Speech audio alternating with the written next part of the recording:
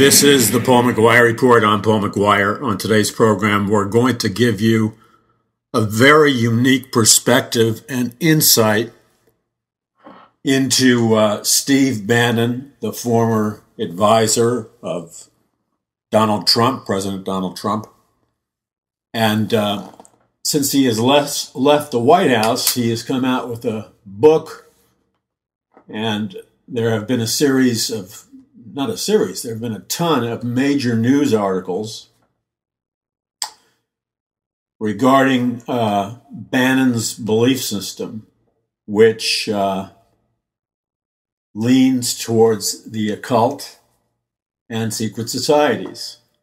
Now, I think that's interesting. In fact, the book isn't really written by Bannon. It's written by Joshua Green, and it talks about Steve Bannon's his belief system.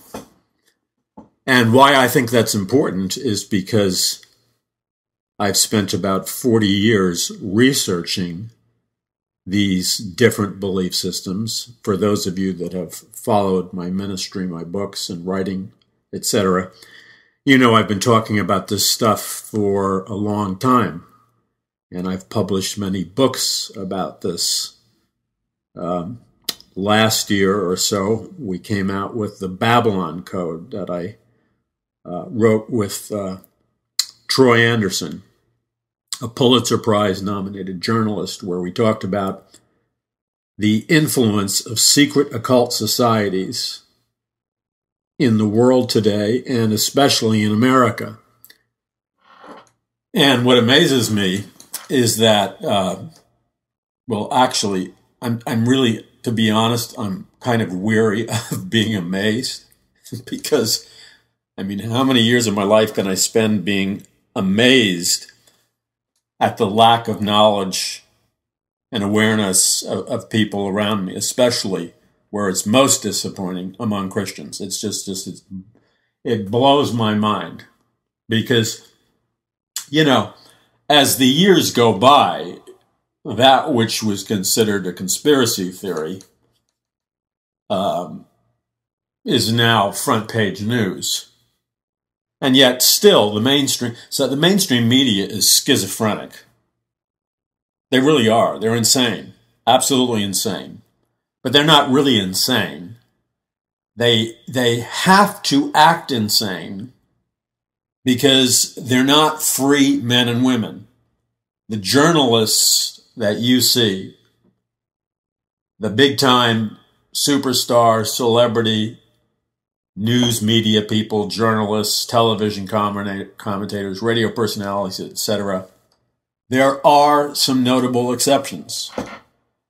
And it's not all black and white. So, for example, there are some conservative hosts of various media that will tell you a significant degree of the truth.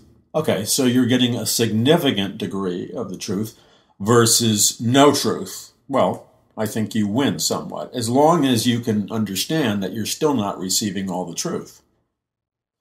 And then there are the other media, I wrote an article for News with Views a year or two ago. The name of the article was entitled Orwell's Pigs. Now, I'm not sure, the article went viral, but I'm not sure that everybody got what I was trying to say. I wasn't trying to be, in your face, vulgar, and just insult somebody. That wasn't the purpose. It was a kind of inside joke, because as most of you know, George Orwell wrote 1984, and he predicted this big brother society where they would monitor you everywhere with surveillance, and they would pound you with propaganda through the radio and the television. So he predicted it, and he predicted the usage of mass media mind control, where the vast masses of people in 1984 were programmed in their thinking, just like they are in America. And his book was so ahead of its time that there were slogans that Big Brother would pound home into the brains of the people who didn't think. And they would actually believe and say things like, freedom is slavery, war is peace. You know, they would say these statements that are completely opposite of what they really mean, but they're so heavily brainwashed that they actually believe it. And Big Brother, the one that comes to my mind, the two that come to my mind the most is war is peace, because the people really believed, because they were so brainwashed, that when they were in a state of war, that was a time where they were at peace. That's how heavy the brainwashing was. And they really believed that if they lost all their personal freedoms, they really believed, because they were brainwashed so heavily, that if they were truly free and they had freedoms like freedom of speech, freedom of the press, freedom of religion, that they would become slaves. So they were so intensely brainwashed, they believed freedom equated with slavery. You see how it's upside down? But I see the media saying stuff like that all the time. I see politicians saying things like that all the time. They say it right out in front of your face, and they make these totally irrational statements that are Orwellian, like war is peace. So Orwell warned about all this. But the other point, though, is, and I've been studying scientific mind control, persuasion, indoctrination, brainwashing, advertising, perception for decades also. In fact, the new book, which you can pre-order, and remember, pre-order means it's not ready yet. It will be ready soon. I'm moving as fast as I can, then it goes to the printer, and if you've pre-ordered it, the minute it comes off the presses, 24 hours after it comes off the presses, it gets mailed to you if you've pre-ordered it, because a package has already been filled out with your name on it. So it's simply a matter of putting the book in a package, because you paid for your copy in advance, and therefore you get your copy before the general public. So in this new book that you can pre-order, Conquering the Matrix, I deal once again on a deeper and a completely different level about scientific mind control and brainwashing and persuasion, because it's a very important topic. Now, I've dealt with it in the first book, A Prophecy of the Future of America, as you know. I dealt with it heavily in Mass Awakening. I've dealt with it in other books, but in Conquering the Matrix, I bring it front and center, because what occurred during this last year was such insanity. It was so much brainwashing and propaganda. It was ridiculous. So, in addition to that, I have studied heavily, and this comes from my own personal experiences, because for years I was involved in the occult and the New Age movement and altered states of consciousness and all of that stuff. But you continually hear people, especially Christians, insisting that the very fact that you would suggest to them that there exists an invisible government. See, now the term invisible government is not that strange. I've been talking about that forever. And most of the time I was greeted with hostile eyes, disapproving looks. That was on a good day. But now the term invisible government, shadow government, is like out there in the mainstream. And now for years I've been talking about the nature of these secret occult societies that rule America and that rule the world, that began in ancient Babylon.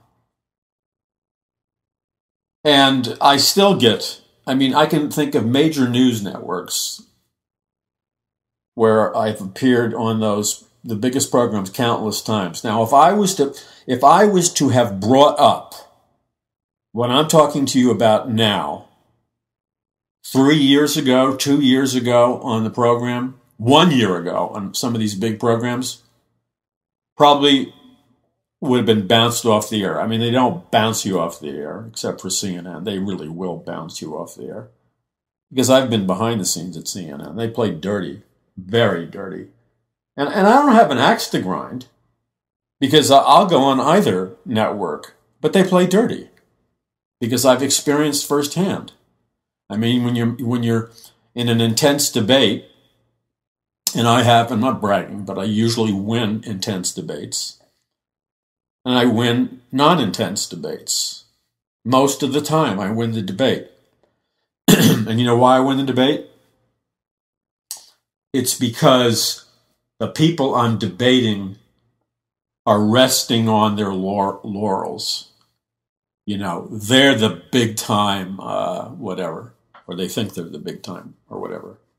Well, I don't think that way.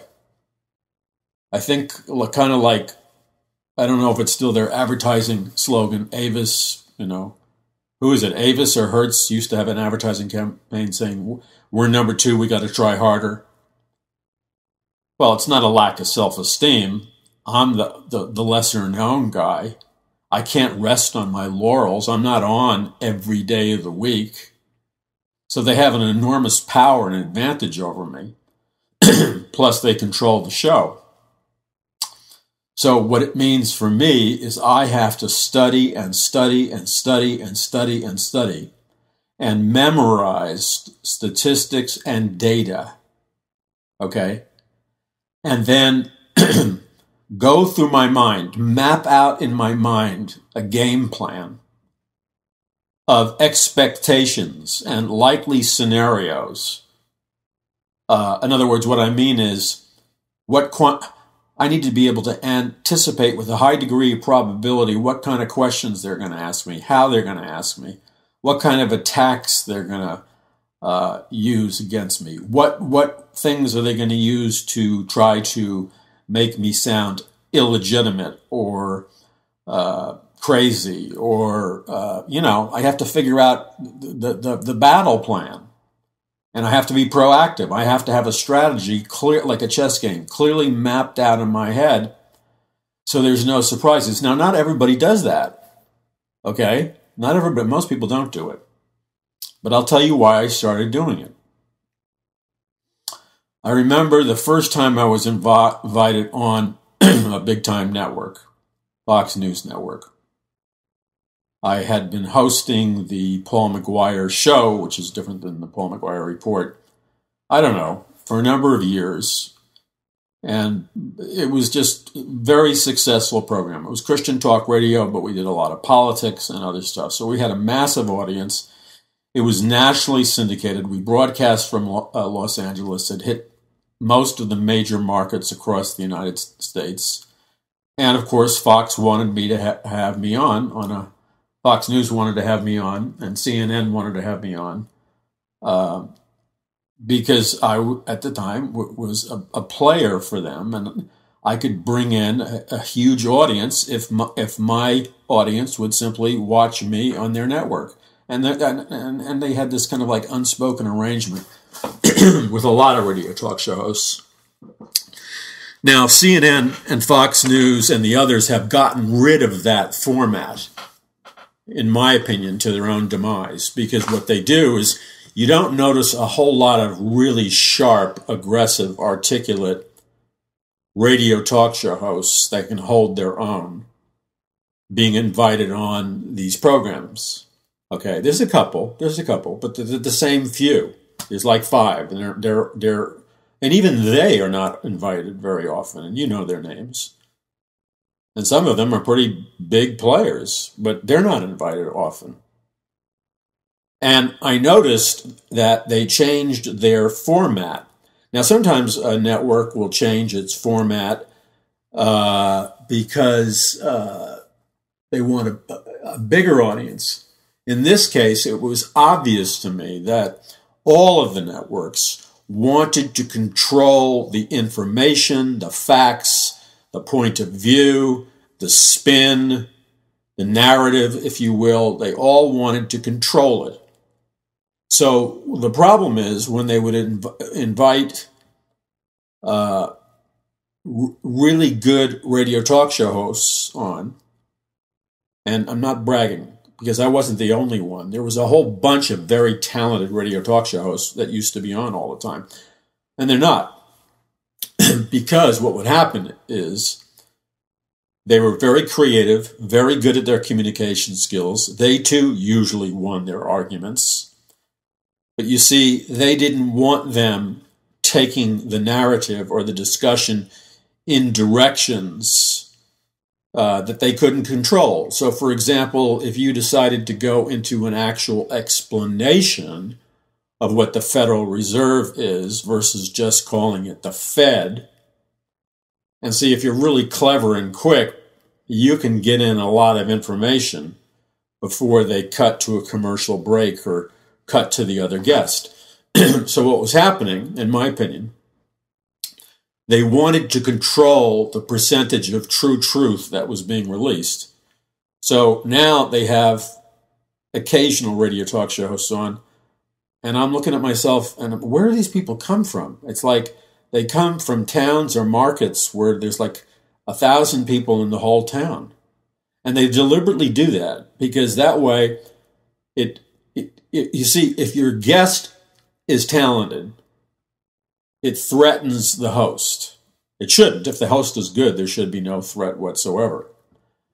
The other thing is that if the guest is good, he can control the narrative and get out any kind of information he wants, and he or she can do it in such a way that people take it seriously. So if I was to get into the Federal Reserve and what it really did, people would be interested. People would be want to know more. They don't want that. They want you to just say the Fed and move on. Nobody ever says it to you. It's an unspoken rule. Okay? So I played that game, but I've noticed over the last 5 years at least, they almost never have talented radio talk show hosts, male or female, liberal or conservative. God forbid, strong Christians. And they knew I was a Christian. I didn't wave a flag or anything, but they knew I was. But they have extremely mediocre radio talk show hosts that nobody wants to watch, and their subject matter is always dull. Now, the reason for that is they want to control the information. They want to control the narrative. Now, some shows, the host is secure. The host doesn't mind if you are good at what you do, as long as you don't, muscle in on the host or hostess's territory. But the ones that are insecure, they'll shut you down. So, for example, I remember the first time I went on the No Spin Zone with O'Reilly. O'Reilly was very relaxed. I could say anything I wanted to say, as long as I didn't say anything stupid. If I said something stupid, I knew O'Reilly would challenge me on it.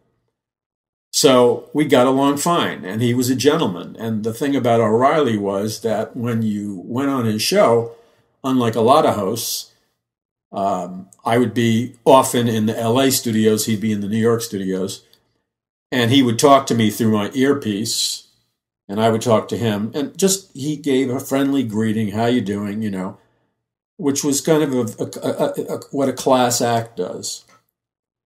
And there were a lot of others that did the same thing. Neil Cavuto was one.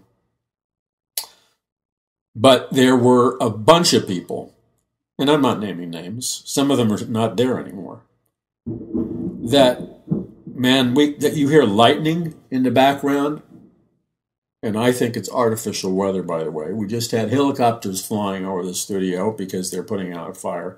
Strange place, LA. So the other thing is that they hired, and I'm talking about Fox. Fox hired a lot of females that were attractive and relatively young. And let's not beat around the bush. They were in part hired because of their attractiveness. Okay, I mean, I think we would be stupid not to acknowledge that, because that brought in male watchers, and they wanted, you see, Fox's demographic and their advertising dollars, they wanted male businessmen to watch. And then at home, they knew if the male businessmen would watch, the female business, the wives would watch. And it was a successful formula. But the problem was, a lot of these ladies, and don't accuse me of being sexist, I'm not sexist at all. I don't know if you remember Lori Dew on Fox. I was on when she was on a lot. She was a very attractive woman. And I don't know why they moved her out or whatever, but she was I believe she was a Christian. But then they would replace people like her. They would rotate a lot. And I remember this other girl, and I want to be careful because I think she's still on the air. She graduated from Yale or Harvard, whatever. You could tell she came from kind of an upper class family.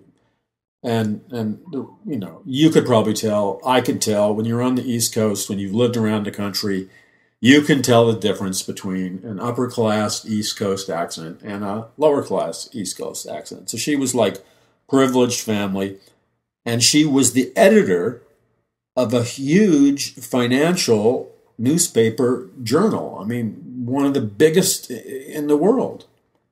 So you would assume that she would be like a financial genius and a financial expert.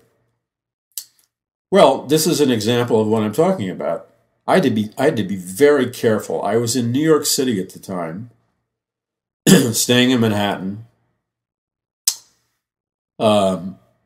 and Fox called me up from their New York studios because they heard I was in town, and they sent a vehicle to get me and take me to the Fox studios. And this was the girl's first day on the job. So they were like officially announcing her as the host or whatever of this Fox financial show.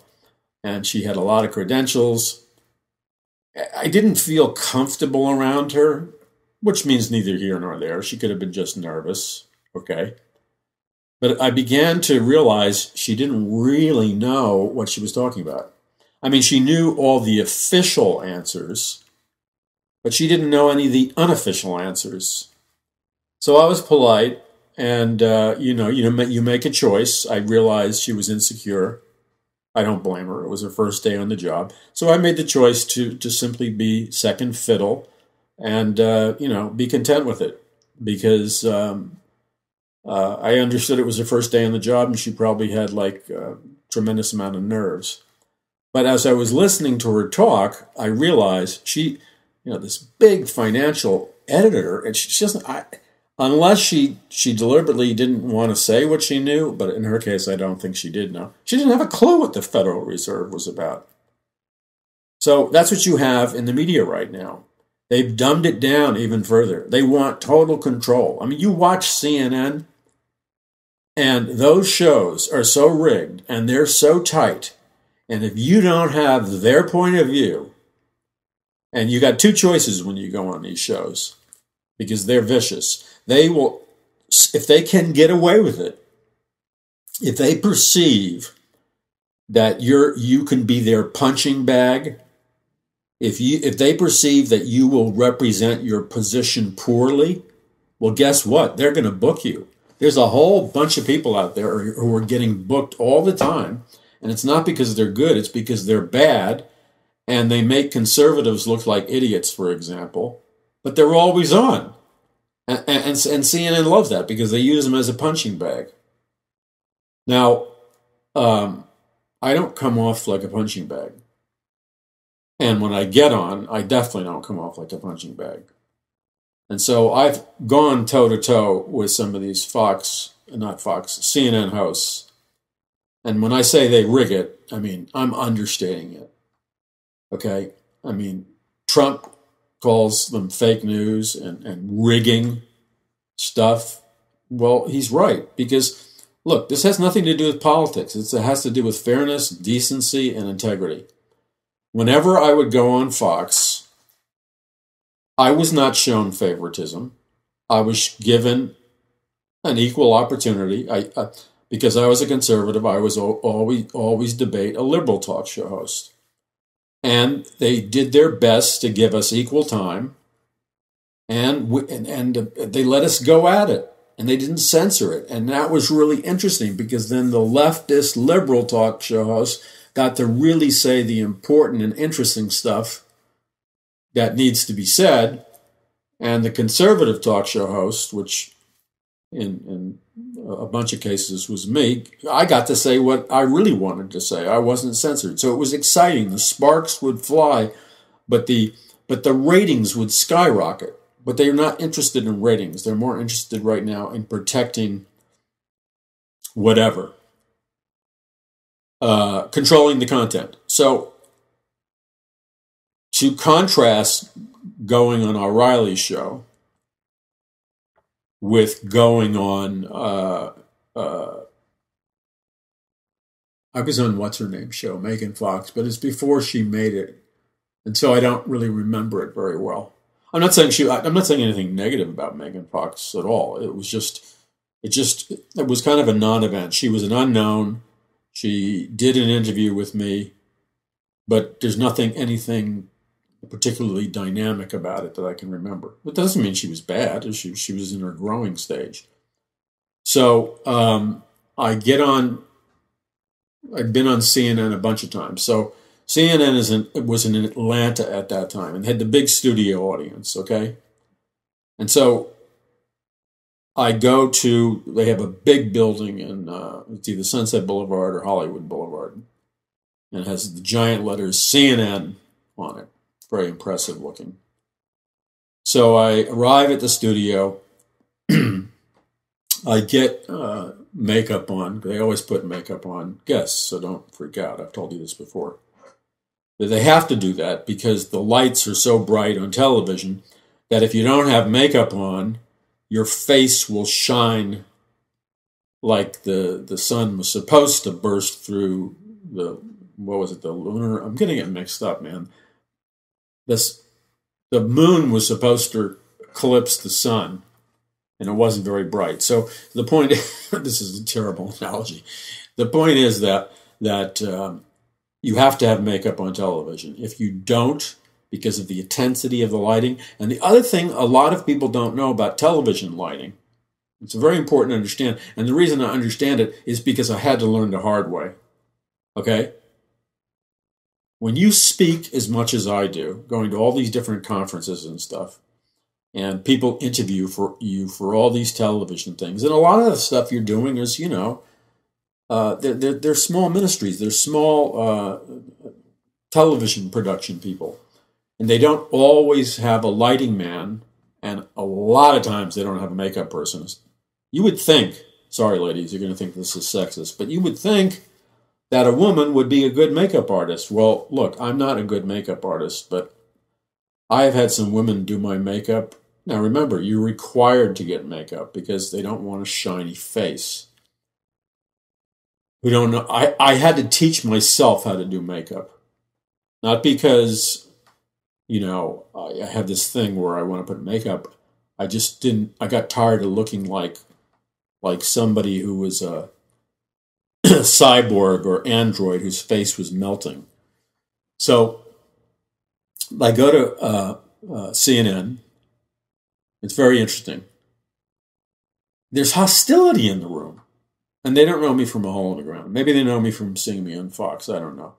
Maybe, it's very likely because they were in LA, they'd heard my radio show. But they did not like me, okay? And I hadn't said anything.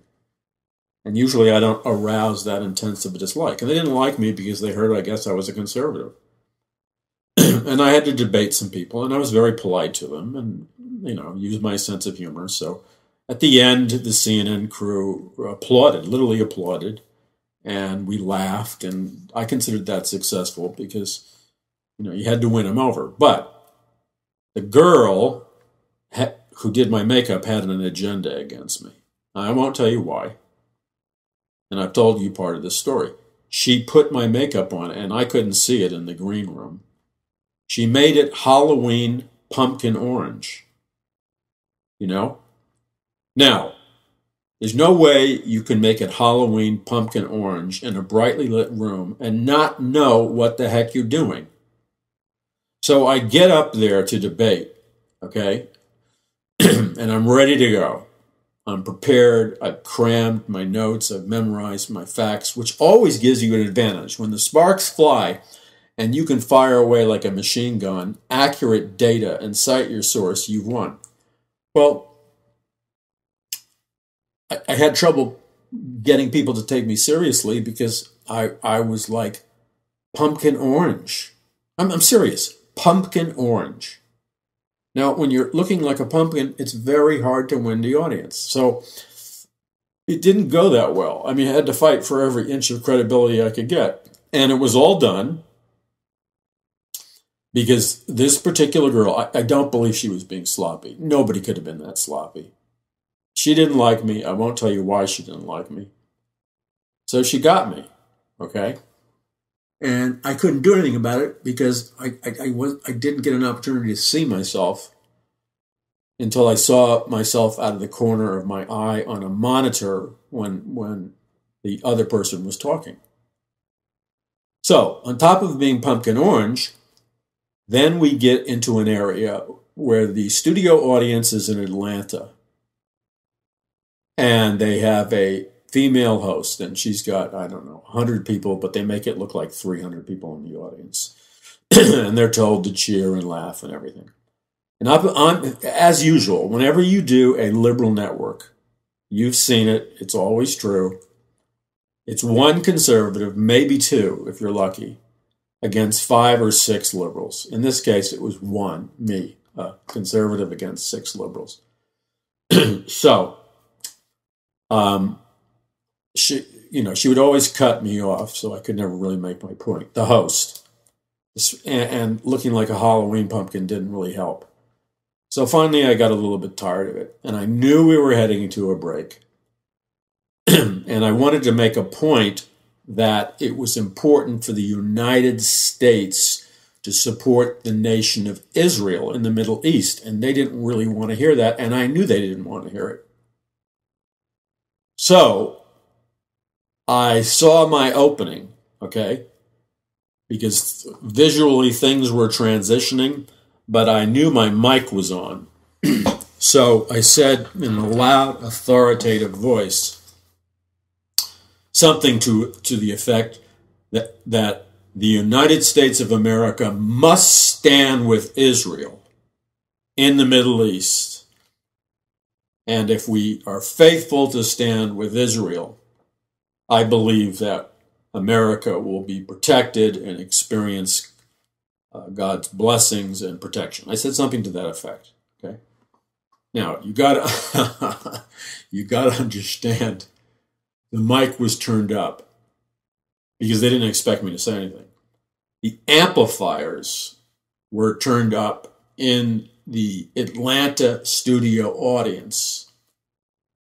So my words literally, she was trying to announce her break, but I moved through a window of opportunity, and my words, you could hear them very clearly, very legibly. There was no distortion, but my words ricocheted like a sonic boom going off in the Atlanta audience. And you could hear the words, America must stand with Israel. Boom. It was very clear, very, very loud. So, I was glad that God gave me this opportunity to say that so emphatically. And I believe he did, by the way. But now the main female host in Atlanta is furious with me. Because by saying that, I went over her head. That was the real issue. And the other issue was, when I said it, every time let me put this in context. Every time I would say something and start to win the argument, which is, no, I'm not bragging, but it's often because I prepare so much, my mic would be cut. It gets cut all the time when they're playing games. So no matter how loud you talk, your opponent, who hasn't done any research, he is overriding you by pure volume, and nobody can hear what you're saying. See? You understand? So she never really gave me a chance to make my point of view. So I did what I had to do. I saw an open door, and I went for it. Well, she was furious, and I had to make a decision. What was I going to do? So, fortunately, over the years, I learned it's not in the Bible, but there's a time and a place to eat humble pie. So I decided, Paul, this is not a cowardly act. You're just going to have to eat some humble pie here. Maybe she'll calm down. So I said to her, I'm really very, very sorry. I'm laughing. I'm laughing at the moment. I said, I'm really very, very sorry. Please forgive me. I did not mean, well, I didn't know. I'm not lying because I did not know it was going to go off like a cannon. I did know I was going to get a shot with loud volume and nobody was going to override what I was saying. But I didn't know it was going to go off like a sonic boom. So I sincerely apologized to her. And then she hinted like, now, if you want to be back, you're going to have to play by the rules. And so I said her name. And I said, you have my apologies, and I promised you I will completely abide by your rules. Okay, so that got me out of it. But that shows you what goes on, okay? And it would happen all the time, except on Fox, where they do try to make it equal. Now, one other thing, and then I want to get back into it. This is what pride can cause you to fall, okay? I keep talking about laws and principles of success, and we always hear, that pride comes before a fall. And I am a very good debater. I almost always win the debates, but there's a danger in that, and the danger is this is the pride part, you can be a little too self-confident, which means you're a little too, it's not that you're cocky, it's like you're overly confident that you're going to win. So what that means, your pride seduces you not to spend enough time as you should be studying the answers for the debate, not really being on top of your game because after all, you're going to win. See, so your overconfidence, which is pride, is a form of seduction. And without realizing it, you're setting yourself up to be taken down. It's really subtle. It's not like I'm walking around like a jerk or an arrogant person. It's just a subtle thing that happens to the human heart. And we all have had to deal with it, I assume. Or just me, I don't know. So, the problem was that because I knew my stuff on some of these programs and I expected to win. Okay, so what this does, this takes us back to when I first began getting a storm of invitations to go on CNN and Fox. I wouldn't go on the other networks. The reason I didn't go on them is they had tiny audiences. My radio audience was far larger than the other network audiences. Plus, the other networks were rude. I mean, they would treat their conservative guests like dirt. So why should I go on? So it was first starting out, and I just assumed, this is the pride part, that I was going to win because I was a good debater and I knew my facts and I was fast on my feet. Well, guess what? That was pride. So my first debate was, you'd probably know him by face, some of you would know him by name. He was a big Northern California, he was syndicated to Northern California radio talk show host, super liberal, progressive activist. And he was mean, kind of like Michael Moore, mean, you know. He had like a Michael Moore disposition. So like Michael Moore, he woke up like angry or whatever. Anyway, he was a good debater for the most part. He was fast on his feet, pretty knowledgeable.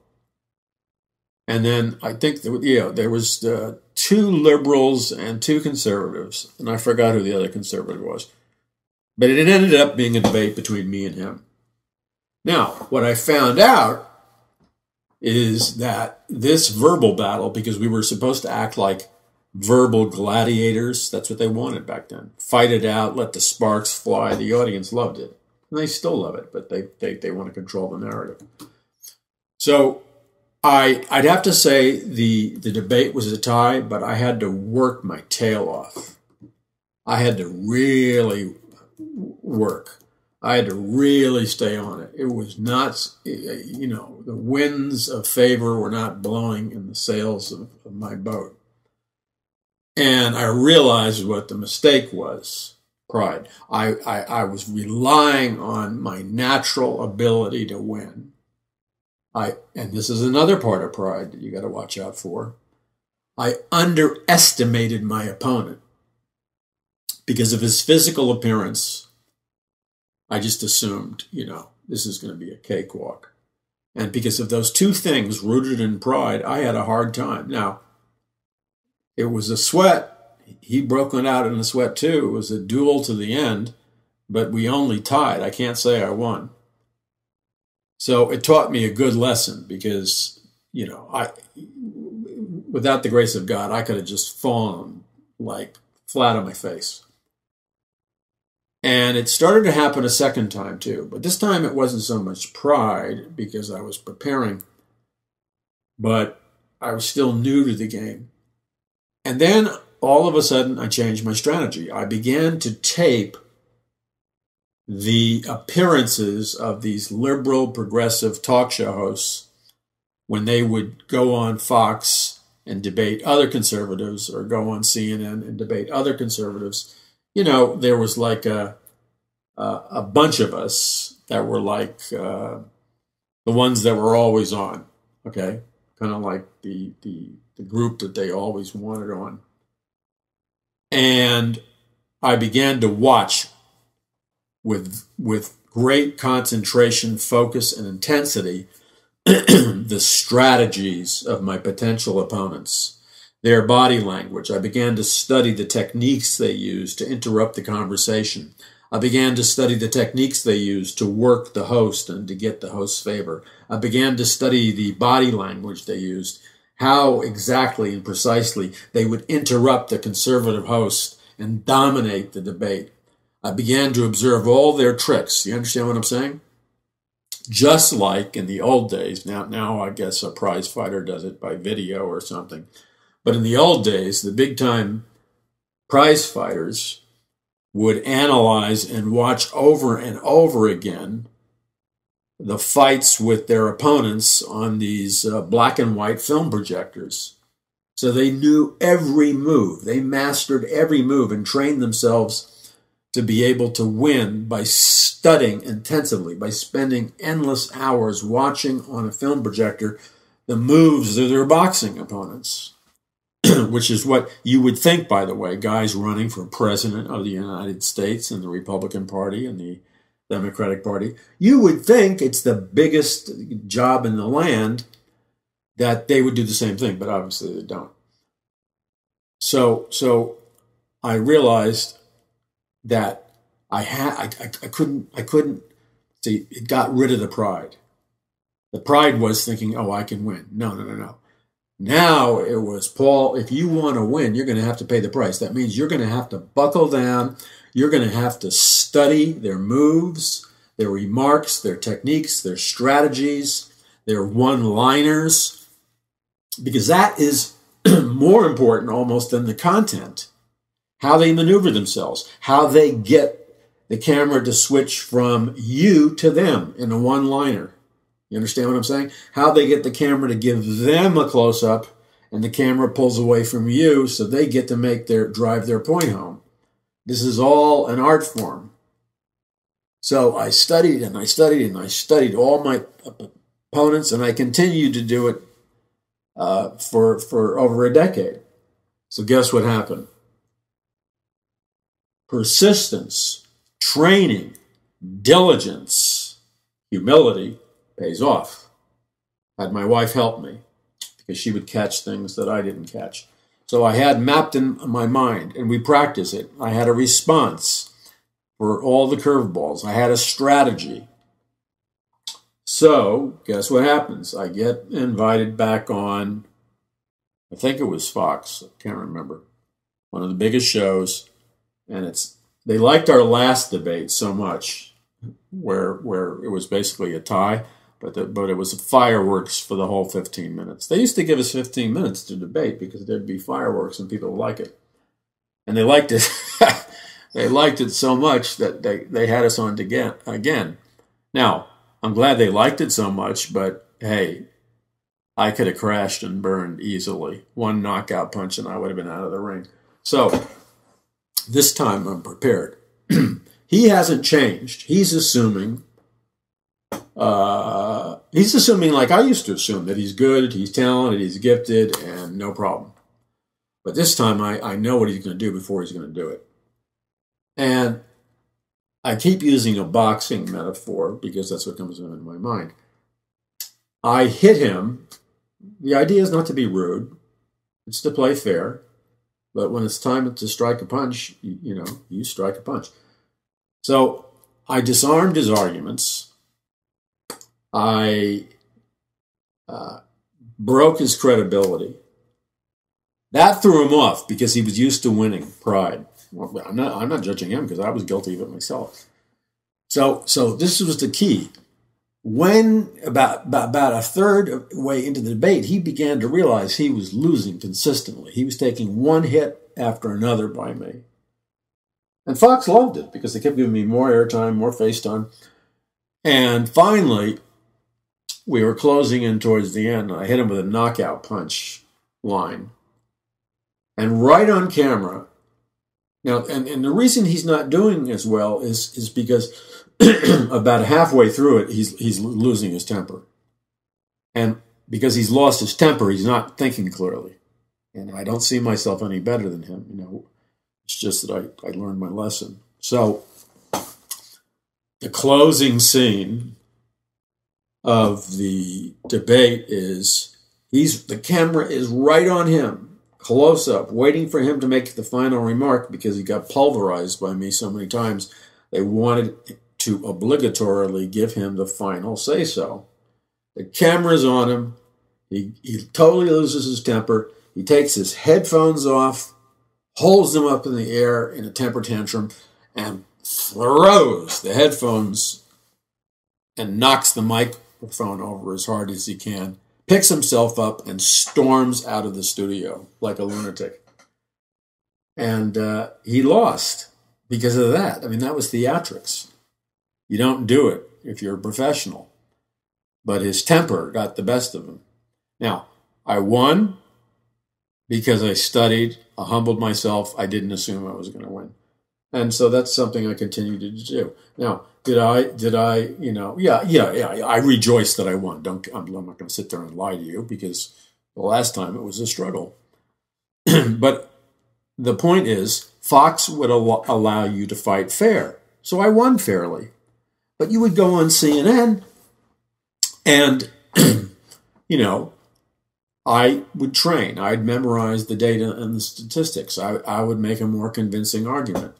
And so what they would do on CNN is they would artificially prop up their liberal progressive hosts to make their liberal progressive hosts look smarter and better than you, even though they weren't.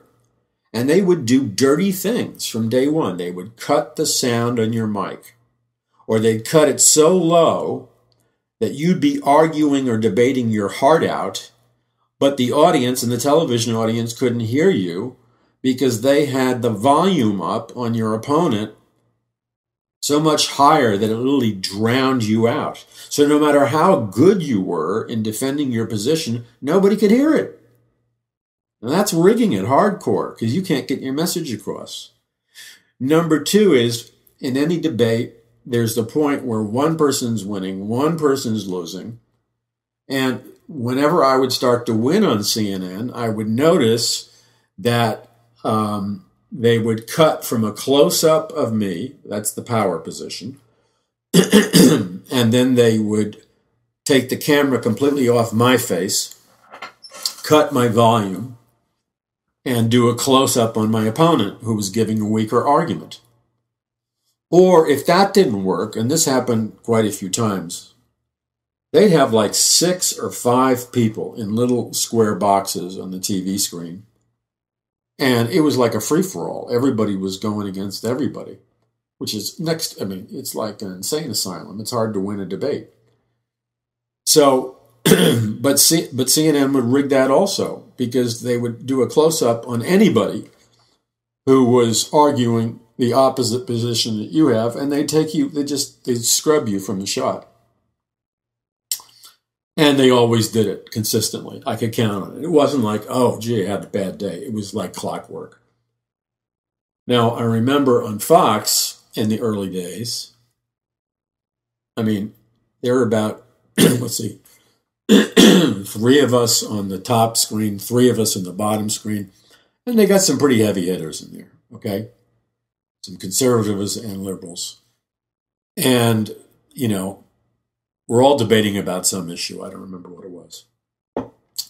The only difference between me and them is I had stayed up all night, memorized my facts, my data, and my statistics. So even though there's 6 small boxes, and occasionally they'll close up in on you, it would be me against 6.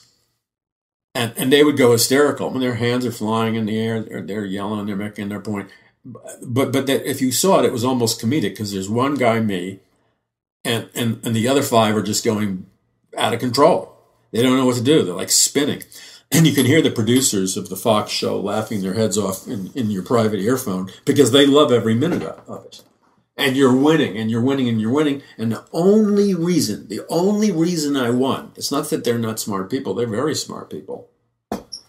But they do it every day of the week. So they didn't bother to memorize their talking points. They didn't bother to memorize the statistics. So whenever we got into a debate, I committed to memory the percentages, the data I was talking about. And they would try to come back, and I could correct them because I had put it to memory. That's all. But anyway, those were the days of when they used to allow smart conservatives and smart liberals to really go at it, and the audience would get the benefit of a lot of truth. Now it's all, it's controlled. There are shows on CNN I would never go on. It's like there's this lovely blonde girl, okay, who's always sticking up for Trump on CNN. She's quiet, she's polite, she's courteous, and the whole crew is rude, nasty, personal, attacking her, yelling at her, putting her down, and it's like 5 to 7 to 1. And so I'm saying to myself, it takes 7 liberals to beat up this very intelligent, smart, conservative girl. Come on, it's too rigged. I'm not interested in it. I'm not interested in the ego of the hosts. You can be as polite as you possibly can. You can defer to the host. You can be as humble as you possibly can. But the very fact that you might accidentally say something that's true, that defeats his argument, then it's paper. I'm not interested in doing that. And that's what media has become in America. It's now a world of George Orwell. It's never been worse. It's all controlled. And since the time I started, it used to be there were like 50 media corporations controlling these networks. Now there's just 6. And it's basically, we're all against Trump 24/7. And if you dare to say anything that's even moderately neutral, that could be construed as positive about Trump and his administration, we're going to have all the attack dogs attack you. We're going to accuse you of fake news and everything else. And you got these prima donnas who are the heads of these shows, who the sons and daughters of the politically affluent and powerful, like Brzezinski's, what is it, his daughter or granddaughter? I think it's his daughter. She doesn't belong on television. She's just a Brzezinski. And you have Mario Cuomo, the former governor of New York's son, arrogant. He has the position because he comes from a powerful political family. Anyway, enough said. You're getting very, very little truth. Which is, by the way, after doing this for so long, and then doing lots of History Channel shows on Bible prophecy. I did 2 series on Bible prophecy, 7 Signs of the Apocalypse. If you go to thehistorychannel.com, you can watch it in the archives. One's called 7 Signs of the Apocalypse, and one's called 7 Horses of the Apocalypse. And I'm in both of them. And the Discovery Channel is supposed to air a brand new pilot show where I have you never know what you have till it goes through editing, where theoretically I have a significant amount of airtime being asked about the mark of the beast and the biochip implant, etc. But like I said, you never know what's going to happen until it's edited. The History Channel people were wonderful, kind, fair. It was fun. And I would have to say the Discovery Channel people were decent and fair. So if you happen to catch that show or hear about it coming up, would you please email me? Because I don't have time to watch it, and I would like to record it and let my sons and daughters see it. Anyway, this brings me to the point. The media is more controlled than ever before. The information flow is more controlled than ever before. And the restriction on what you can have in the content is more controlled than ever before. So that means, even if it's appropriate to kind of professionally ease in a biblical principle, without necessarily saying, it's a biblical principle, everybody, it's harder and harder to do that. And so there's less and less truth in the media. Number 2 is I'm not interested in playing the game of let's start a race war. Okay? I could make inflammatory statements that might win me points from a conservative perspective of different riots and shootings and stuff. But you see, that's not my agenda. My agenda is to defuse the situation. My agenda is to hopefully encourage people to, in a pragmatic way, love and forgive one another, and to recognize that who's really creating these demonstrations are professional agitators financed by super billionaires who are deliberately trying to stir up race riots so they can create martial law in the United States. See, that's what I want to talk about. Because I want to bring healing. I want to bring revival to the inner cities, not riots. But there's not much room to do that anymore. And that's why the Lord has put it into my heart. Paul, I've given you all these years of training. I just gave you a little piece of the training. In radio, television, feature film producer. And now I want you to move forward aggressively. Think supernaturally, act supernaturally. I want you to begin to broadcast this program, the radio program, on television. I want you to live stream the intensive Bible teaching and prophecy teaching at Paradise Mountain Church, as well as the worship service so people can be ministered to. I want to super enhance our social media. I want to get our Roku channel flying with hours and hours of programming. And I want to blitz cyberspace and the internet with truth. But I can't do it without your help. I need people who share the burden to get the truth out there. And if you want to help me, go to paulmcguire.us. That's paulmcguire.us. I just shared with you a few of the reasons why the dynamics of communications have changed. And in a moment, I'm going to share with you what I think is the most insidious, evil, dark force controlling our media right now. And I hope and pray to God that you will understand what I'm trying to share with you, and that you would be on fire with letting other people know about it. Because if we allow it to continue, they will shut down all freedom of speech and all freedom of religion. And there are many very powerful people that want to do just that. Get yourself a copy of Conquering the Matrix. It's a pre-order. I'm getting it ready to send to the printer, and then we will get it out to you.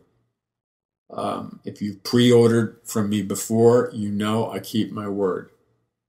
And anybody who's done anything with this ministry knows that if there's a mistake or an error, well, we just eat it at the ministry, because we're not interested in proving on paper who's right and who's wrong, unless somebody's clearly out trying to sabotage us or out to get us.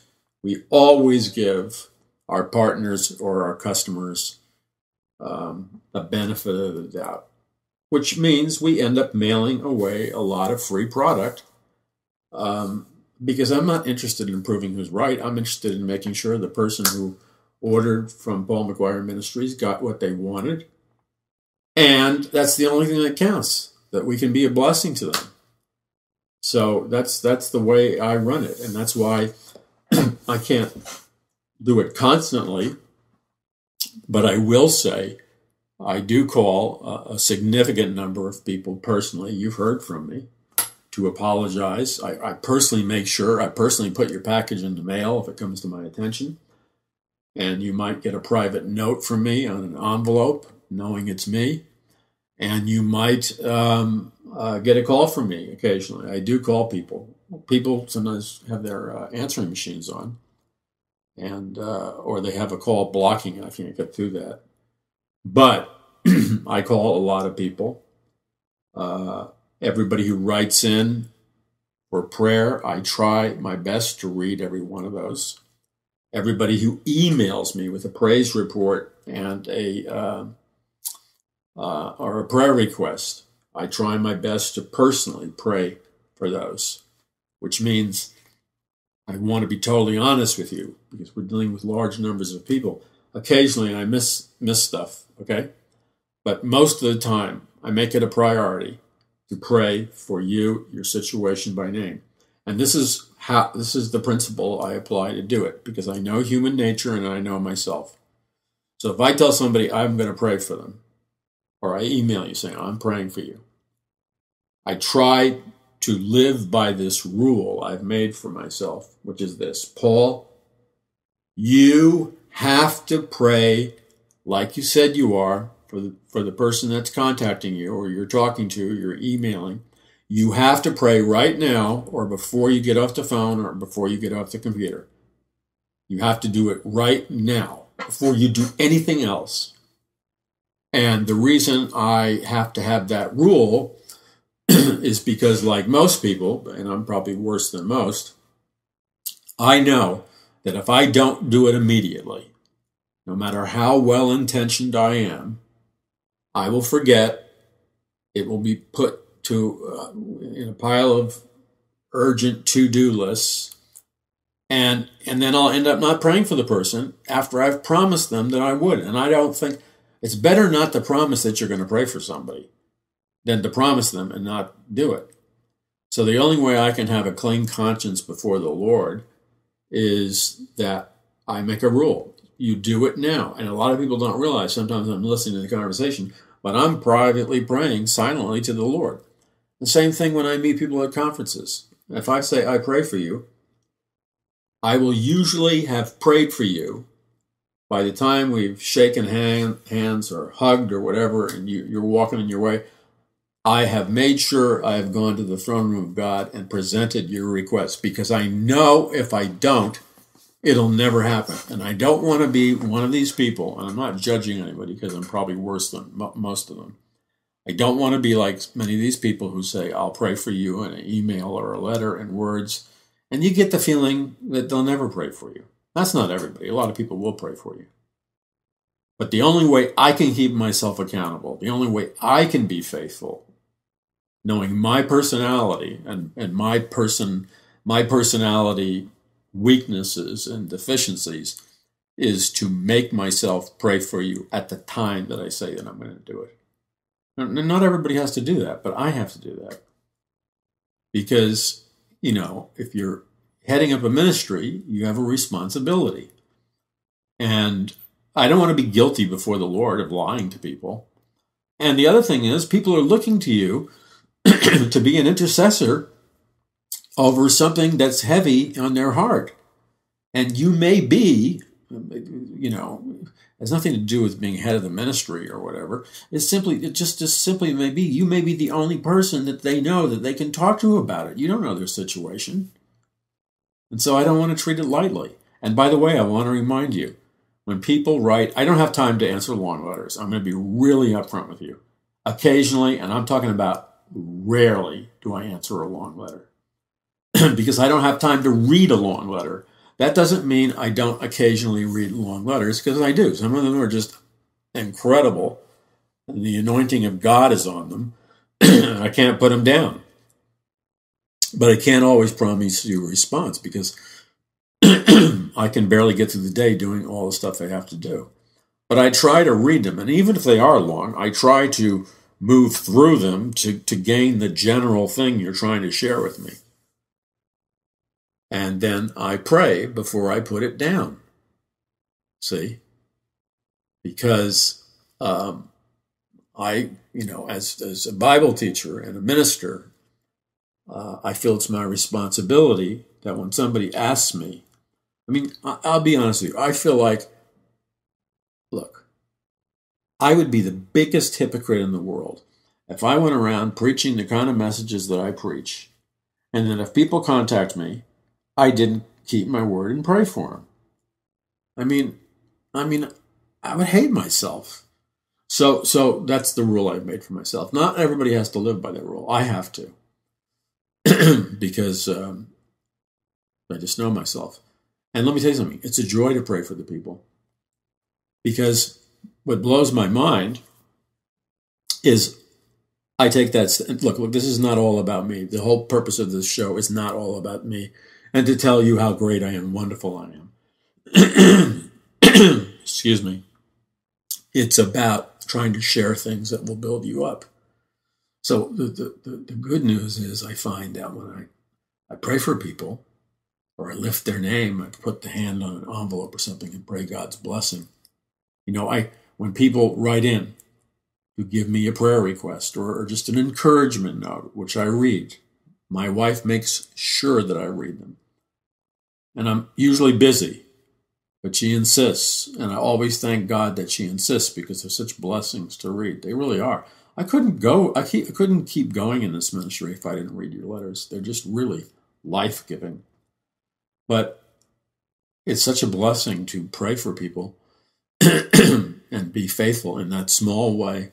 And then to get a report from that same person down the line, months, weeks, years later, that, God answered the prayer and all these incredible things happened because of the prayer.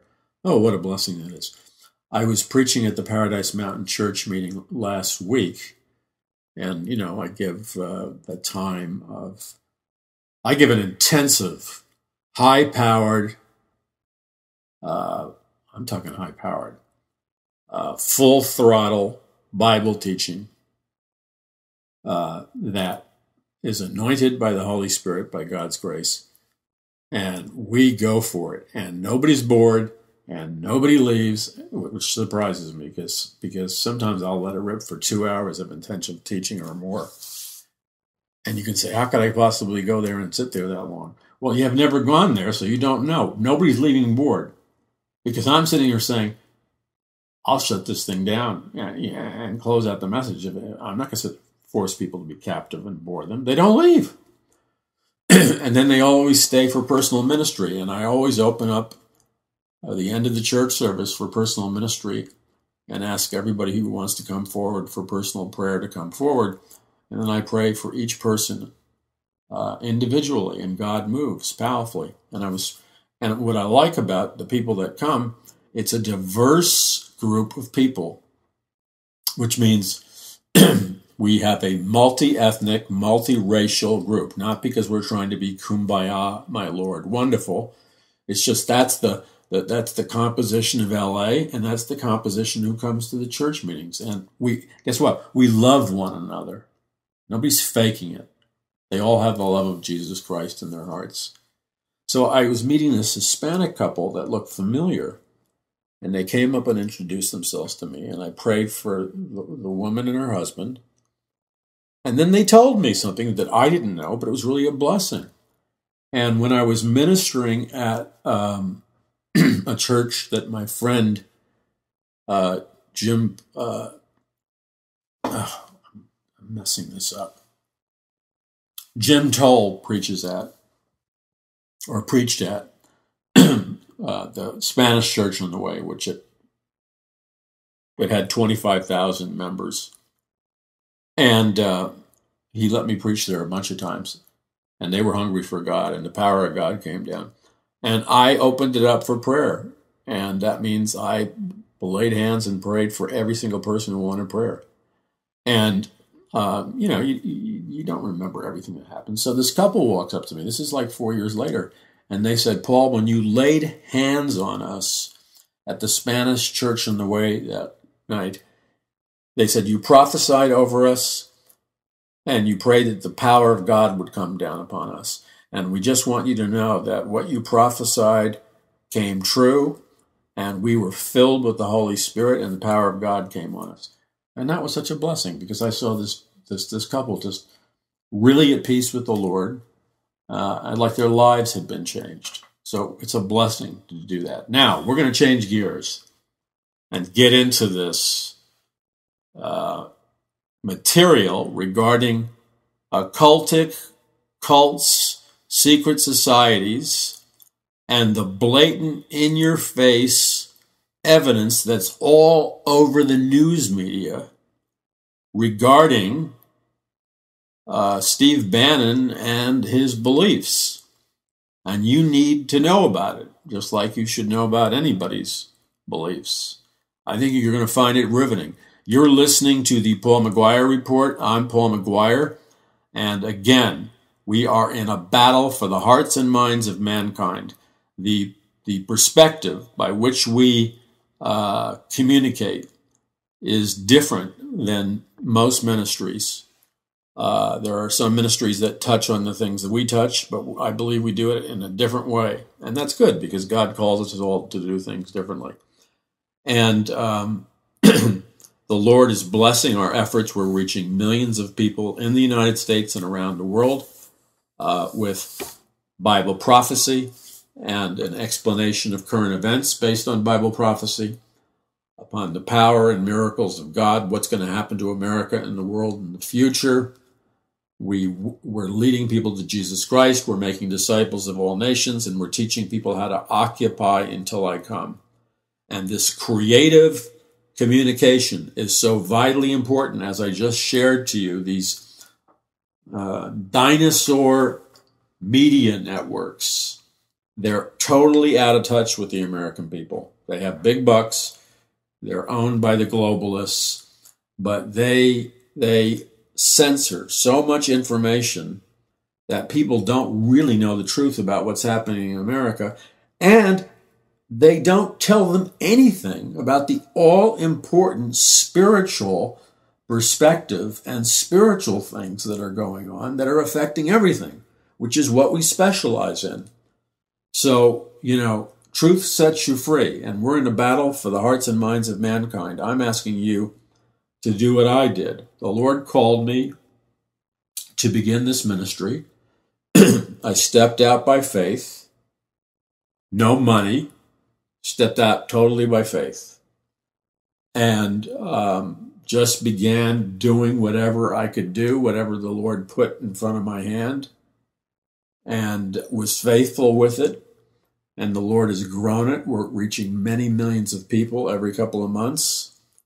And it's worldwide. And God's growing it. But now the spiritual battle is at an historic proportion. We either, look, let me tell you straight from the heart. We either win this spiritual battle right now. We either change the direction of this spiritual battle right now. I'm serious. Or we're going to lose America. And that means we're going to lose freedom, constitutional freedoms. That means we will enter some kind of totalitarian state, some kind of Orwellian Big Brother state where they censor all the news, they control your thinking, they control your speaking, they control your beliefs. Look, they're trying to do it already, full speed ahead. But it doesn't have to be that way. Do you understand what I'm saying? Christianity is not fatalism. And one of the things that we're called to do is teach Bible prophecy correctly. And Bible prophecy is going to be fulfilled. We know that. Everything in God's Word is going to be fulfilled. But Christians are making premature conclusions based on not rightly dividing God's prophetic word, and they're sealing their doom when God wants to move mightily. And that has to get straightened out, because if you're confused in your biblical thinking, you're going to be confused in every area of your life. God is about to move powerfully, but it is contingent upon our willingness. Each one of us, the whole thing is contingent upon our willingness, your willingness, my willingness to obey fully the call of God when He calls you. And like at this very moment, I know that I know that I know, just like when I got saved, I know the Lord is calling you. I know the Lord's speaking to you. I know the Lord is ministering to you with the power of His Holy Spirit. I can sense at this moment that as we spend this time together, that the anointing of God is moving through this program, not because of something innately virtuous in me, but the anointing of God is moving through this program, and He is supernaturally strengthening the people that are listening. He's supernaturally strengthening you right now. In fact, there's somebody, you listening, where you approach the program and approach me with a certain amount of skepticism. That's okay. That's okay. But you were honest enough to hang in there. And some of your questions have been answered. Now, what the Lord is doing in your life at this moment, because you need it, is that the Lord is supernaturally strengthening you at this moment with the power of His Holy Spirit, which simply means this: the Lord is infusing you right now with the power and the presence of the Holy Spirit. He's strengthening your inner man and inner woman. He's making you victorious. He's healing your mind. You have been listening, and you were skeptical, and that's okay, and you were cautious, and that's okay. But in the process of listening to the program, the Lord is doing a miracle in your life, and He is healing you in your mind. He's strengthening you in your mind. And the way it's happening is the Spirit of the Lord is driving out the spirit of fear from your mind. He's breaking that spirit of fear off your mind, and He's imparting you what He's promised. He's giving you power, love, and a sound mind. He's taking your intellectual ability and He's rebooting it. Some of you listening were given incredibly marvelous intellects and rational thinking abilities. And things happened in your life that threw you for a loop. But the Lord is giving you a sign today of His miracles and of the fact that He is Lord. And the sign that the Lord is giving you today is that He is moving His Holy Spirit in your life at this moment, and He is healing your mind. He's recovering to you the years that the locust has eaten, and He's rebooting you. In other words, He's restarting up the keen intellect He gave you, the creative powers He gave you, the sound mind He gave you, the incredible intelligence and perception He gave you. You're in a process right now of being rebooted. So let go of the fear. Let go of the, post-traumatic stress disorder. Let go of the arrows that came against you. Let go of them. Don't try to figure it out. You may not figure it out till you get to heaven. Let go of it and let the power of God move in you and give in you and bring about in you power, love, and a sound mind, because he wants to use you. And I praise God that he is going to use you. You're listening to the Paul McGuire Report. I'm Paul McGuire. Visit paulmcguire.us. That's paulmcguire.us. We have bulk discounts on the books, and we have all kinds of resources for you. And you can help us as committing to be a prayer warrior, or simply going to the Lord and asking him, Lord, how can I help financially and with making a contribution or a gift? And then simply whatever God tells you to do, obey, and God will bless you. You're listening to the Paul McGuire Report. I'm Paul McGuire. We're going to continue on in just a moment. This is the Paul McGuire Report. I'm Paul McGuire. There have been a whole bunch of articles on Steve Bannon and his belief system, like where his nationalism came from, etc., etc. And as it turns out, Steve Bannon, his nationalism, many of his beliefs, the guy is very intelligent, and he embarked on what he described as a systematic study of the world's religions that Bannon says went on for more than a decade. And he started with the Roman Catholic history given to him at a Catholic military school. He moved into Christian mysticism, Eastern metaphysics. He practiced Zen Buddhism in the Navy. He studied the work of Rene Guénon, probably mispronouncing it, but I'm familiar with this person because this person was a French occultist and metaphysician. So somebody who's in the occult but kind of masquerades as if they're a Christian. I'm familiar with this person. He practiced Freemasonry, which obviously means he is or was a Freemason. He studied the Hindu scriptures, Sufism, and then he saw the spiritual decline of the West.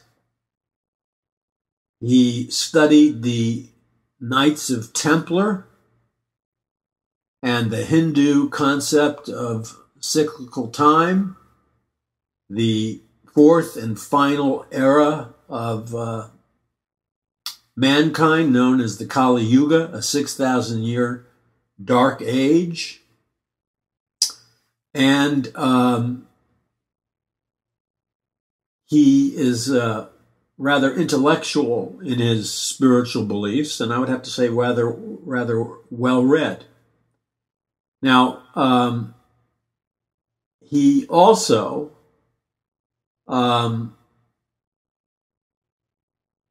wanted to take part in the restoration of the world. He was influenced by Julius of Evola, an Italian intellectual and black sheep of the traditionalist family. He's a racial theorist. I don't know what that means. That could be laden with who God knows what.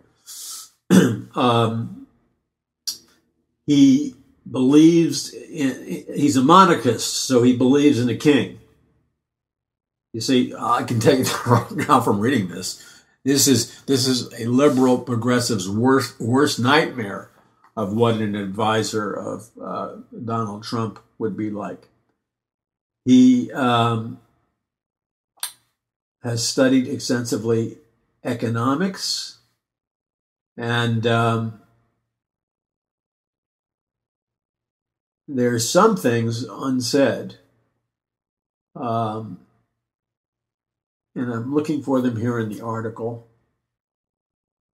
He believes in populism, but being somebody who does research, I sense that something is being hidden in this article, that he's not giving me the full disclosure. So I'm going to look at it a second longer. As you notice, when you do a lot of research, you just follow your gut, and there's something not being disclosed. And I'm going to look at it, and I'm going to tell you what I think it is. Because what I read was a lot of fluff, but I don't think the journalist got to the heart of the matter. Okay, you're listening to the Paul McGuire Report. I'm Paul McGuire, and we're looking at Steve Bannon's secret belief system. And I just looked at this morning. I just found this out this morning, and I just told you I had a gut feeling that I'm not getting the mother load, so to speak. So I looked at another article for a couple of seconds longer, and I'm reading the mother lode. So in the Salon.com article, and by the way, I have a new book coming out with Troy Anderson that deals with the president. That's going to be explosive. It's coming out in January. And it deals with this, not Steve by name, but it deals with this topic. And we had a lot of confidential, secretive interviews. And I think when you read the book, which won't be out to January, Trumpocalypse is the main title. We're expecting like a seismic shock when we release the book, because it's heavily researched, and I can't get into the specifics of the research right now, but I think it will tell you about Trump, prophecy in America in a way that nobody to date has outlined, detailed, and researched. And the amount of research hours that went into it is like off the chart. Okay, so Steve Bannon, the occult right wing's lone, strange love affair with New Age mysticism. Now, I didn't talk about Steve, but I included this in the book we did with Troy because this goes back to Ronald Reagan. And I did a lot of research on some of these so-called conservative leaders and their New Age and Eastern mystical gurus and astrologers and everything else they were secretly consulting while wooing Christians. So Bannon is being featured in this book, which deals with supernatural religions in the U.S. And he is connected and a reader and a studier of, like Ronald Reagan, okay? From the start of his political career in the 1950s, was quoting a Los Angeles-based occult scholar whose name is Manly P. Hall, whose probably his most influential work was in 1928 called The Secret Teaching of All Ages. It's probably one of the most influential underground books in American culture. Now, for those of you that follow my research and my writings and speaking, and remember, people are constantly calling me a conspiracy theorist, which is like boring me to death.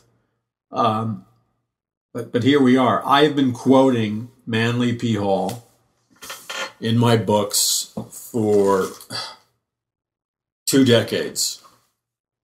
I have extensive quotes about him in the first book, A Prophecy of the Future of America, Mass Awakening, the second book, With All New Information, A Prophecy of the Future of America, 2016-2017. I talk about him in my book, Conquering the Matrix. Troy Anderson and I talk about him and all these secret societies in our book, The Babylon Code. And I talk about Manly P. Hall. We talk about Manly P. Hall and the secret teaching of all the ages in a way that's never been brought to public light before in our brand new book. No, excuse me. In our book that's going to be released in January called Trumpocalypse. And it is going to rock. It's going to rock the world because of access to information other people don't have. And it took a lifetime to develop that access. Now, as with some of our other books, my books, as well as the ones I've written with Troy, it's rather tragic, but some people just plagiarize your stuff. And I guess that goes with the price. I guess that's the price tag you have to pay. But the problem is, this is going to be very difficult to plagiarize because the information was collected from private sources. And of course, there's a copyright on the book. I don't mind if people quote us. I don't mind if people reference us and give us credit. That's fine. But don't steal it and then put your name on it. When we wrote the Babylon Code, it was very disappointing to me because I don't want to name names. Anybody can make a mistake. I forgive the brother. But, it's like immediately after we came out of the book, he came out of this Christian author comes out with a clone of our book, and it's a mediocre clone. He didn't do his homework. He insults us. I mean, get this. I don't want you to feel sorry for me, so I'm going to shut up in about 2 seconds. He steals the essential title of the book because he sees that our book is doing really well. He attacks our entire supposition of the book, which is fine. You can have a different disagree. You can disagree. But he has no idea what he's talking about because he was in such a rush to imitate our book, including the title, that his research, he is attacking the thesis of our book, and his research is like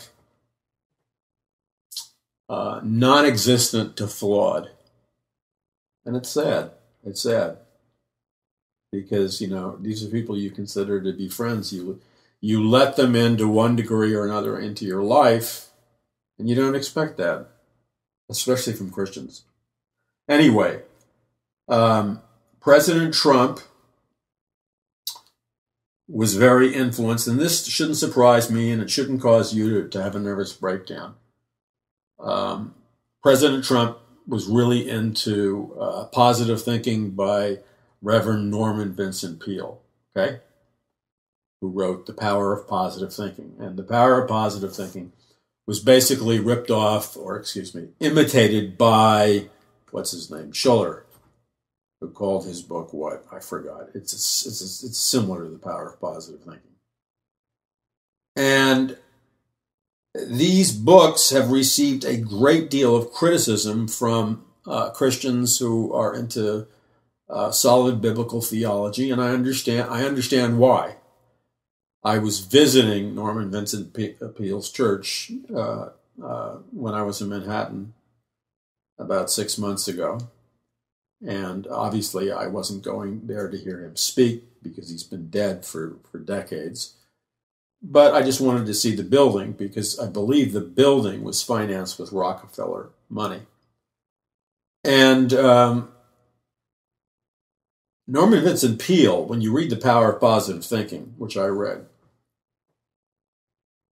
but there are practices in The Power of Positive Thinking that Norman Vincent Peale wrote that are clearly occultic, such as communicating with these with the dead and the spirit God. It's just he just goes right off into the occult. And so the people who are criticizing him based on heretical biblical theology are correct. There's nothing wrong with being positive, but there's spiritual error in Vincent Peale's message unfortunately.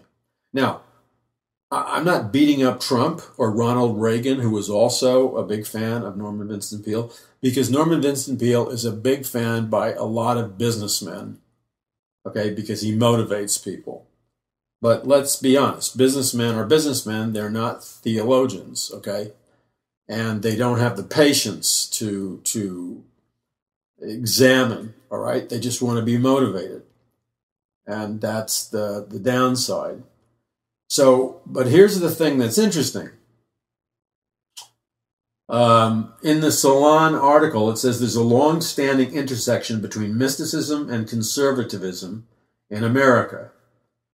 The marriage extends back to the 19th century when the globe-trotting occultist and Russian noblewoman Madame H.P. Blavatsky depicted America as the catalyst for a revolution in human potential in her 1888 book, The Secret Doctrine.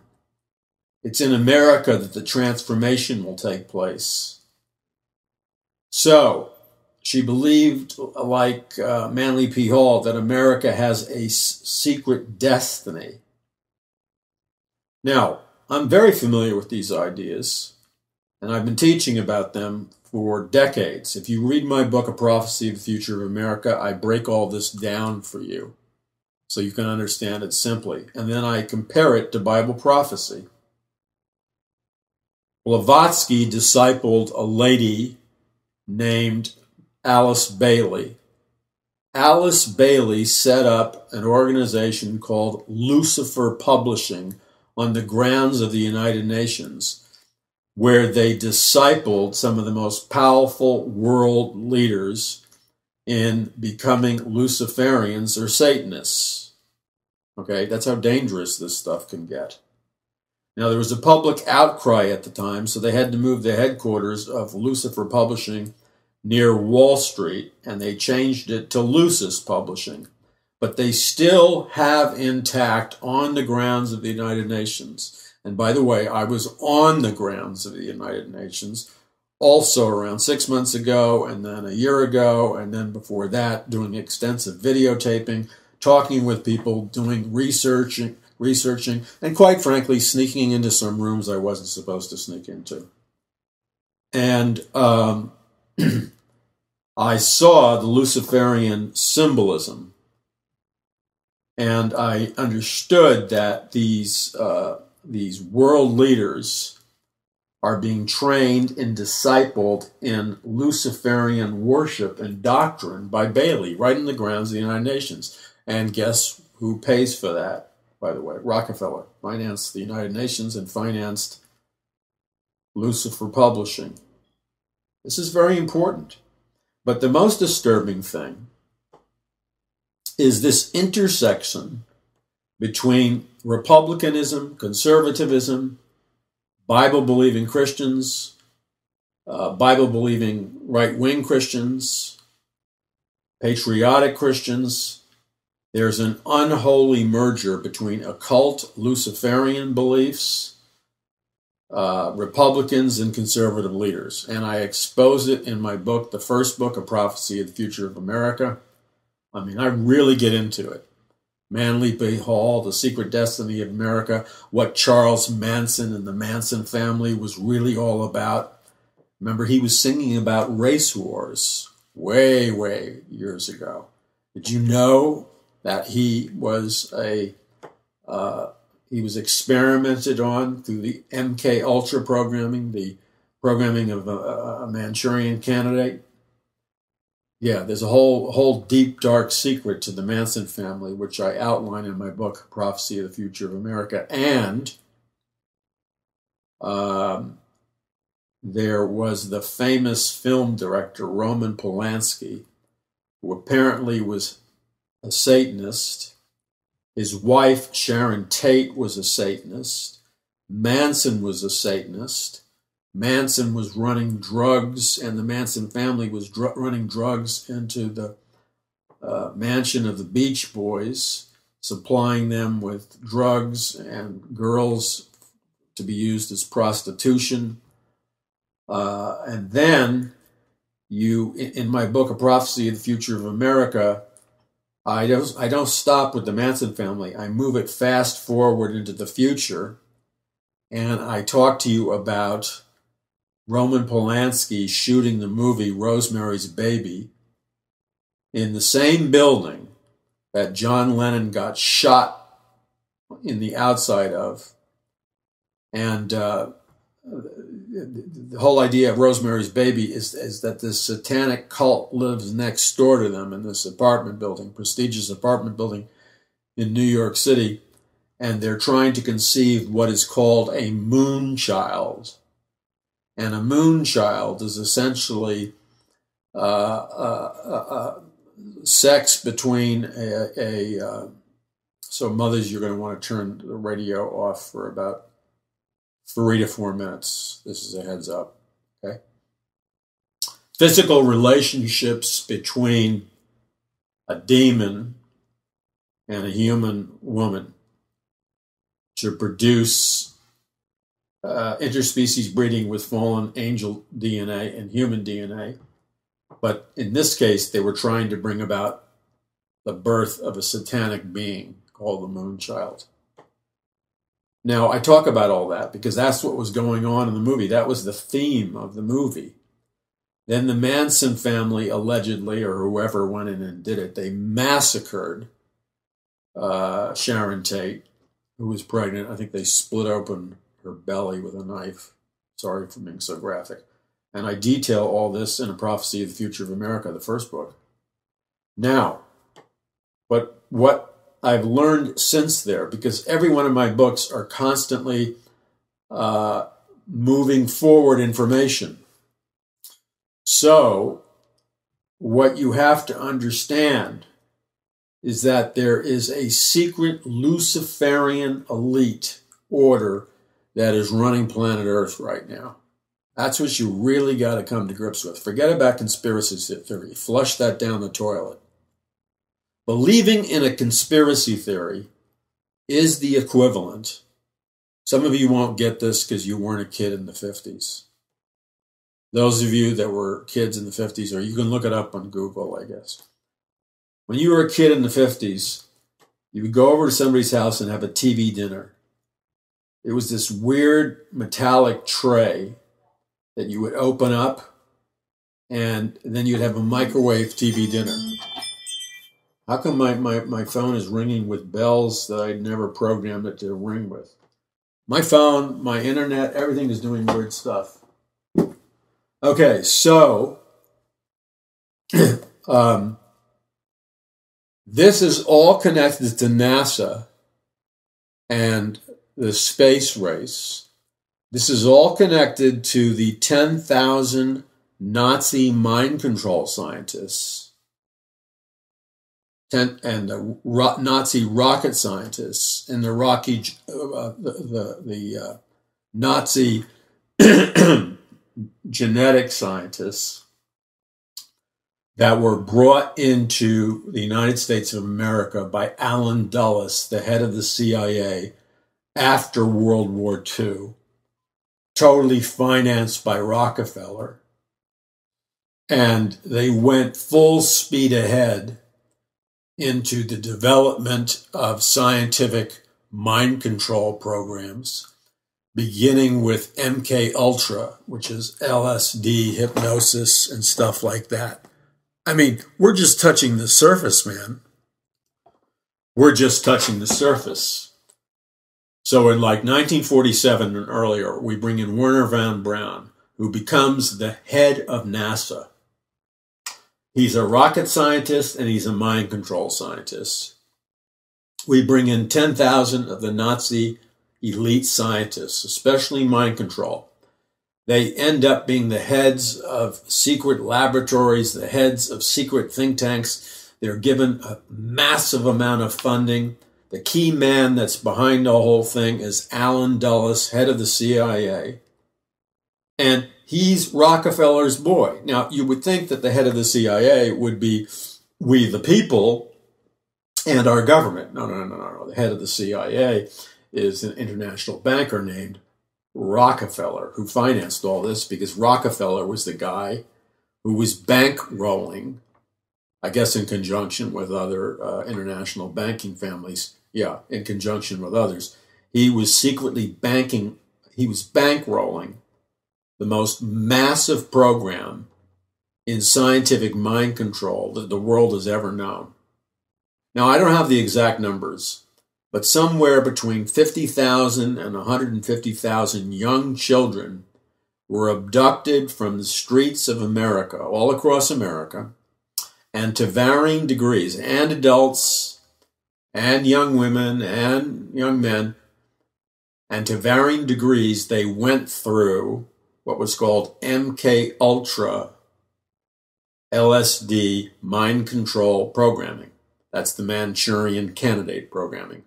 And that, the formula for that kind of scientific mind control was first released and exposed by L. Ron Hubbard, the science fiction author who wrote a book on scientific mind control. He said the formula is pain, drugs, hypnosis. Never forget those terms because they're still active today. Now, two basic mind control slaves were developed. The assassin, like the Manchurian Candidate. The whole Bourne Identity movie is all about MK Ultra mind control. The movie with Denzel Washington called The Equalizer, all about MK Ultra mind control assassins. Angelina Jolie, Salt, and there's a whole bunch of other movies. There's even a movie called MK Ultra, but they soften it. Super soldiers. Now, they had another highly secretive program called Monarch Mind Control. In Monarch Mind Control, they expose a young child or a baby or an adult to the most intense, brutal, physical, psychological shock and pain imaginable. That means they expose young, innocent children to brutal rapes, murders, strangulations, the breaking of bones, horrors that are unspeakable. The same thing with adults. It's done repetitively, all right? They drug them with LSD, which amplifies the effects. They put them through sleep deprivation. They do all kinds of other things with them. Now, the purpose of exposing a child or an adult to the most unbelievable, hellish horrors imaginable is that no human mind can take seeing and experiencing that, because not only are they watching it, it's being done to them. Got it?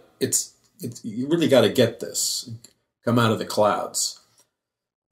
So to survive, the human mind as a defense mechanism will shatter into multiple personalities, or the human mind will splinter into many sub-personalities, because the human mind of a baby or a young adult is so overwhelmed by the psychic shock and horror and brutality and rape and abuse that in order from them to going stark raving mind, to prevent them from going stark raving mad, they allow their personalities to split into multiple personalities to disperse all the pain and shock. So you could have 30 or 20 or more or 10 multiple personalities. Okay? Now, in each multiple personality, because all of this training comes from Nazi Germany mind control scientists who were all Satanists and involved in occult secret societies, Satanism is a key component in the mind control process. So what they do is they set up individual altars, altar like a Roman Catholic altar or an altar where you have communion. The altar is a different altar, but for the worship of Satan. This altar that is placed in every different separate personality, they put in a satanic altar designed to worship a particular demon.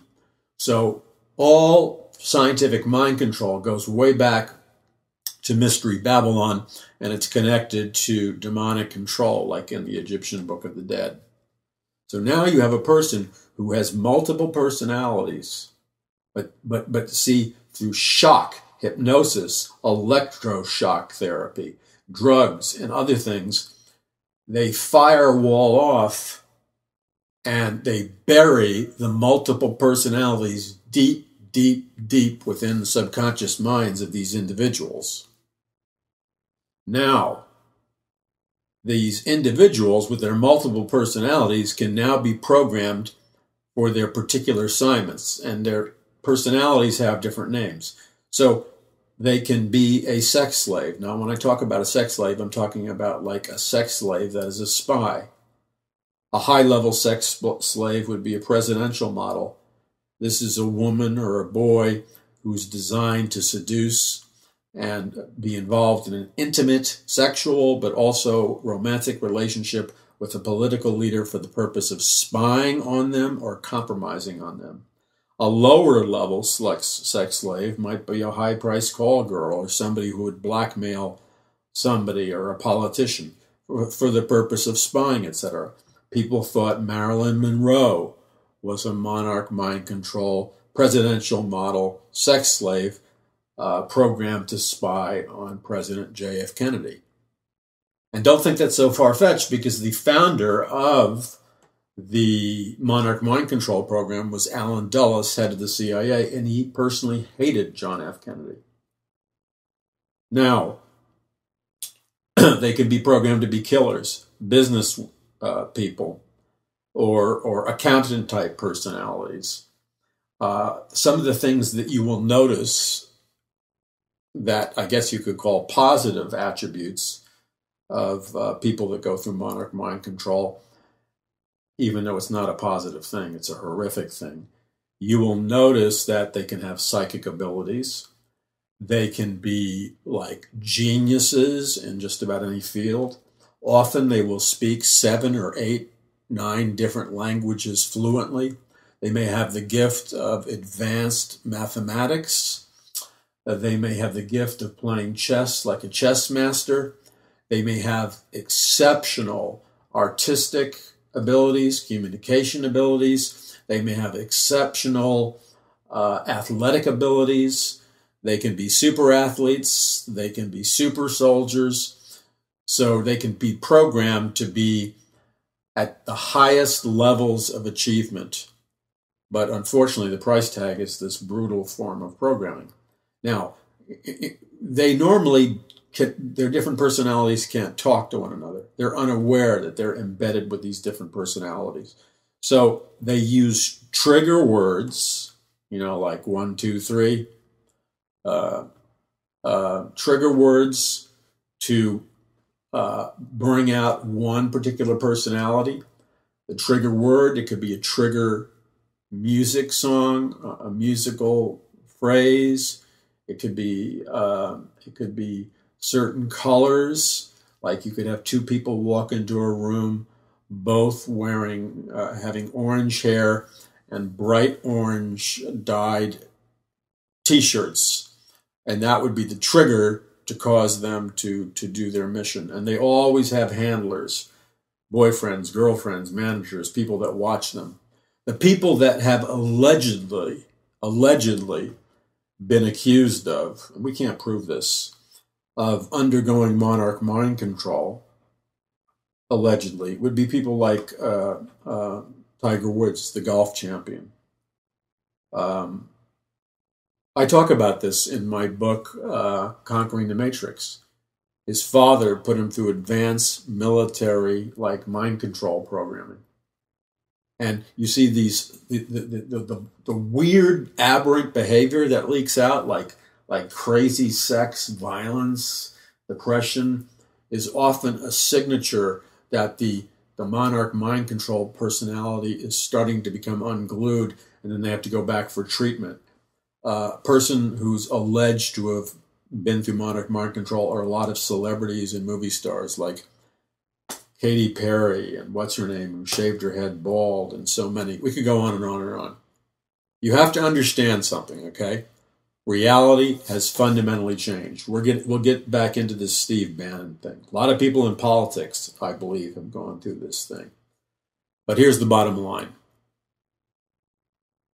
In 1947, We entered an era with technology, mind control, computer brain interfaces in 1947, 1948.